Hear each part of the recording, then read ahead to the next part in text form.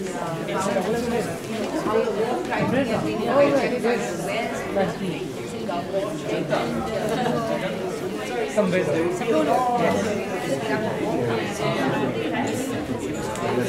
a student at study law.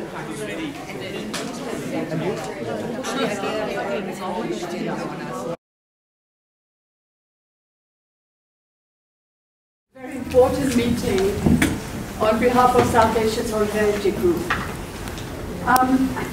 It's important because we're standing at a very crucial moment in history. Not only have we seen the results of the US election, or the election with Trump coming to power, but we are hearing for our region, there are some very important issues arising.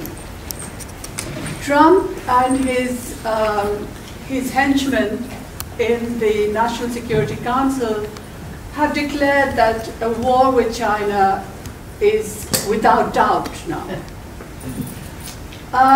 Not only that, we find that they're saying that the war could be a nuclear war, because a nuclear war is, in their words, winnable. So how would this affect us in South Asia, in a region where already we have two nuclear armed powers, India and Pakistan? And how would it affect the people in all the different countries? Apart from the issue of war, China is building an economic corridor, China and Pakistan corridor, which has caused Modi a lot of unhappiness and anger. And then apart from these broader regional, global issues, which would have very profound effects, no doubt, there is a domestic issue in each of our countries. And just in terms of India, for example, we have the deepening relationship between the BJP and the Trump. So deep now that in the coming UP elections, we have Trump used as a brand name for the BJP. And we have the Trump Sena campaigning for the BJP candidates. So we have a really dazzling array of speakers today. So I'm not going to hold you up any longer. Briefly, we have here Kavita Krishnan, who is from the CPI-ML, the Communist Party of India, Marxist-Leninist, also secretary of AIPWA, the Association of Progressive Women. And then we have Mirza Waheed, well-known novelist and commentator on Kashmir. We have Aung, campaigning against what is the slow-burning genocide of the Rohingyas, and himself a political prisoner for many years under the former Burmese military government. And on my left we have Mahvish Ahmad, who is a very key activist with the Awami Workers Party, and also a co-founder of Tanqeed, the Pakistani feminist magazine. And we also have Nirmala Rajasingam, well known as a feminist, as a writer, as a human rights activist, and also as a member of South Asia Solidarity Group. So I call on Kavita now to speak first. Thanks, Amrit. Should I just stand so that I'm more comfortable? Yeah.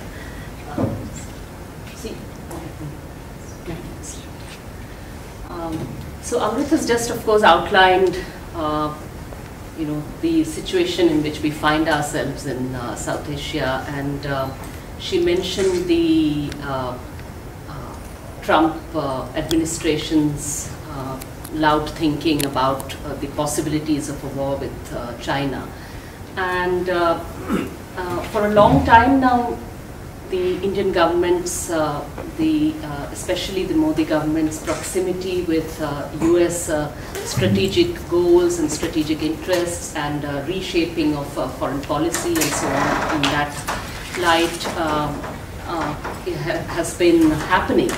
And with the, Modi in any case, even with the previous president would refer to his friend Barack. So I presume that his friend Donald is likely to be an even better and more appropriate, pal for him.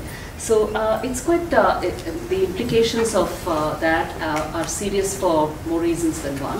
One is, of course, that for the Modi regime itself, it has had ideologically positioned itself in opposition to, there's a certain nurturing of a hostility with China and picking of fights with China. And there is, with the Trump regime's priorities also, there's likely to be a quite easy overlap there.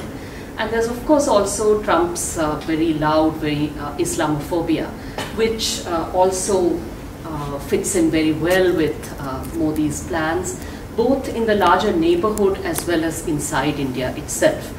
And one of the things which, in the context of Trump has been talked about a lot has been, of course, there's been such resistance against his plans to build a wall and his plans to ban entry of immigrants from certain countries.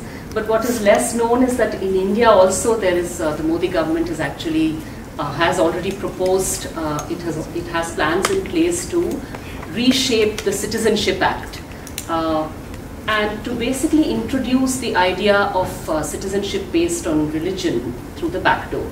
So what they're doing is that they're saying that in India's, in the Muslim majority countries that neighbor India, that are close to India, that's Pakistan, Bangladesh and Afghanistan, they're saying that Hindu refugees from those countries, Hindu migrants from those countries will be looked at as refugees and will be given Indian citizenship, will be offered Indian citizenship. So this is something they've announced, and it's sort of like a right to return kind of thing, because they're trying to say just as the Jews have Israel as a homeland, the Hindus ought to have India as a homeland. Which other country could they look towards? I mean, they hoped initially that Nepal also would brand itself as a Hindu country and tried very hard to push Nepal in that direction, but Nepal's new constitution did not fall in line, and India, of course, would like to. So the BJP's own, the BJP itself quite openly says that in its manifesto and so on, that they are moving towards a Hindu country, a Hindu Rashtra. And it's quite clear that to the citizenship amendment also, that's the direction in which they're headed. And the other thing which we should, the other aspect of that amendment, proposed amendment, is that non-resident Indians in other countries can be, they can forfeit their citizenship by violating an Indian law. So violating an Indian law, since we there in India are being accused of violating the law on sedition, for even criticizing the government, for speaking, making a public speech, or speaking about human rights in India. So it won't take very much for people outside India also to similarly be told that they're forfeiting citizenship. And then of course you have the heightened and very planned Islamophobia within India. And it's more than, it's a systematic building up of anti-Muslim sentiment and also unleashing of very systematic violence against Muslims. Modi, as it is well known, came to power riding on anti-Muslim violence in Muzaffarnagar, which is quite not very far from Delhi, and that was in 2013, and he came to power partly fueled by that, and also fueled by campaigns against immigrants, against what he called illegal Bangladeshi people entering India in India's border states. So he quite openly campaigned on those plans. Another another plan which at that time had got less attention was that Modi had talked about how cows are in danger, how cow slaughter is an issue, and if people wanting to vote to protect cows from, he spoke against the meat industry, and he implied through various kinds of dog whistle speeches that basically the Muslims were responsible for slaughtering animals and particularly cows. And since his coming to power for the last 2 years, you've had a series of incidents by so-called vigilante groups that claim to be protecting cows that have launched lynch mob attacks targeting several Muslims in several places and also Dalits in several places. The best known incident is, of course, the incident in which Muhammad Akhlaq was killed, but there are several other incidents in which Muslim men have been killed on in such incidents. And the incident, the attack on Dalits at Una, in which they were stripped and paraded, that's also what is, however, notable is that there has been a tremendous resistance against that. And that the resistance at Una that began with such a remarkable, such a powerful assertion of Dalits against the entire Sangh ideology that holds up the caste hierarchy as Indian culture, and yet can strip and beat up Dalits who are assigned, whom that hierarchy assigns the traditional role of stripping the carcasses of cows and disposing of the bodies. So they refuse to dispose of the bodies of not only cows but any other kind of waste of that kind, and that was a civil disobedience and a very remarkable resistance. And one of the most notable things about that resistance was that the Una movement also very consciously made it a movement not only about Dalits but addressing the issue of violence against minorities, Muslim minorities as well, and addressing the whole larger question of what a Hindu country would mean to various sections of Indian people and to democracy itself. So that has been a very remarkable kind of resistance. So I think that we take hope from these acts of resistance, very powerful resistance that we are seeing. There have been so many other attacks. I mean, just like you have Save Cows, you have attacks on Muslims in many places with the slogan of Save Women. So we in the women's movement have had to deal with this thing that the whole question of women's violence against women has, like so many other things, become, the Hindu right has tried to make it a feather in their cap, and to say that women are in danger. But women are in danger from what? Women are in danger from their own autonomy and from Muslim men. So this has been the rallying cry in several places. This is something that they're invoking in the ongoing ongoing elections now in Uttar Pradesh as well, where they're saying that Muslim men are Romeos who hang out on street corners, and they have promised that if they come to power in Uttar Pradesh, they will have anti-Romeo squads, which are basically moral policing or lynch mob gangs that will attack Muslim men, as well as Dalit men, undoubtedly. But so this is something, and if they're saying they want to save Hindu women from Muslim men, they're also saying that they want to save Muslim women from themselves, basically, and from Muslim patriarchy. So they've tried to appropriate the question of a ban on the practice of single sitting, triple talaq, the pronouncement of divorce in one sitting. And that is something which, in a way, they're trying to repeat what happened in the late 1980s with the whole question of raising the question of a uniform civil code. But the interesting thing which changes the dimensions, and again that's a powerful resistance that changes the dynamics there, is the presence of a powerful Muslim women's movement, which itself is raising these demands for changes in personal laws, but which is also raising the questions of Muslim women having been raped and been denied justice quite systematically, and raped by people close to the current government, and even contesting the present Uttar Pradesh elections. So these are the ways in which people's resistance are also disrupting the ways in which the Modi government is trying to set the agenda and trying to run its campaigns. Another notable, of course, attack which many of you already know about is the sustained attacks on campuses, on university campuses, especially on dissenting voices in those campuses, as well as against students from vulnerable communities within those campuses. And And it's already well known, there have been many meetings here where people have talked about them, the attack on the Hyderabad Central University and the institutional murder of Rohit Vemula, the attack on the Jawaharlal Nehru University, which is continuing. Those sedition cases and so on, and those victimizations and witch hunts of students and teachers, those are continuing, where you have teachers being accused of, feminist teachers being accused of being anti-national, they're speaking in classrooms as well as in other public platforms being brought under scrutiny, and cases being filed against them from all over the country here and there, and the ABVP systematically launching violence against JNU faculty wherever they go and speak, and students inside JNU also being attacked.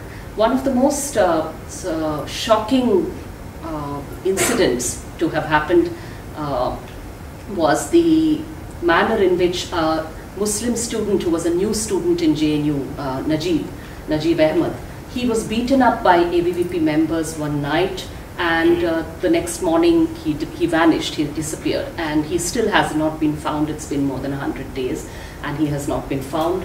And the manner in which the JNU administration as well as the police and so on protected the ABVP people, did not conduct proper inquiry. The matter is in court now, of course, but it's still a very dismal scene there.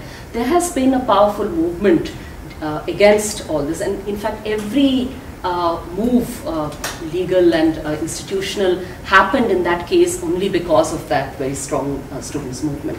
I think that's the time. So I'll just mention just two things more, and then we can deal with more in questions. But one has been, of course, an attack on Bastar in Chhattisgarh, which predates, of course, the Modi government. It's a very long-standing attack on the Adivasi people there on the pretext of anti-Maoist or curbing the Maoist insurgency, but actually an attack on the human rights and on the lives and of Adivasi people there.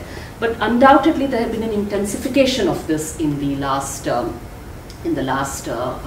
couple of years, and one of the worst offenders there was this Inspector General of Police Kalluri there, who had unleashed a series of attacks on Adivasi people, especially on women, including a series of rapes as well as fake encounter killings and so on. One of the achievements of the women's movement there and people's movement there has been that in the wake of an outcry over a series of attacks on human rights defenders there, Kalluri has been sent on medical leave. Of course, no action has been taken against him. The government is trying to say he's sick and he's gone on leave. But he, of course, is telling the world that the human rights defenders have won, and I'm so sorry that I have lost. So, in that sense, it is a small step ahead there, but a very tough battle there. Just one last point, which I'll not address in any detail. But one of the key moves that this government, and I would say it is the boldest fascist move that this government made, was the demonetization of certain currency notes in India, and the manner in which they have carried it through, trying to appeal to the understandable class resentment of the poorest of Indian people who were worst hit by demonetization, but who were encouraged to feel that perhaps the rich and the corrupt would be far worse hit than themselves, and that they should grin and bear the attacks that demonetization made. That was what the government did, but I think that, and I can later, if there's time, share our experiences of campaigning against demonetization and the gradual changing of the mood on the ground, where by now it is completely obvious that the government's claims are bogus, and that in fact demonetization has destroyed the informal economy in India, destroyed livelihoods by millions in India. And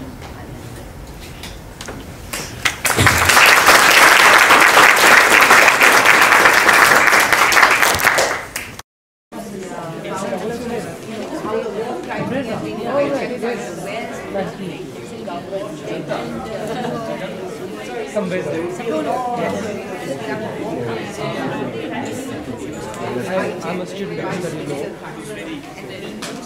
And you?